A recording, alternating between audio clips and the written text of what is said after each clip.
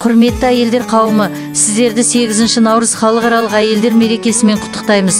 Көктемнің гүліндей құлпырып, әсемдіктің, әдеміліктің, әдептіліктің иесі болып, бақытты да баянды ғұмыр кешіңіздер. Дендеріңізге саулық, көңілдеріңізге шаттық, отбастарыңызға құт береке, ауызбіршілік пен тыныштық тілейміз.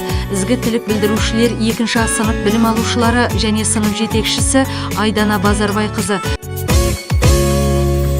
Не білесің қазақ қызы жайында, оған серік болуға ердайын ба? Қазақ қызы сұлулардың сұлуы, жұлдызыңмен тең келмейтін айында. Үлкенменен сыйлайтұғын кішіні, аялайтын асыл деп әр кісіні. Қазақ қызы қасиеттің тұмары, жаны таза күндей көркем мүсіні. Намыс жігер бойда қызу қан барда, армандасаң қазақ қызын арманда.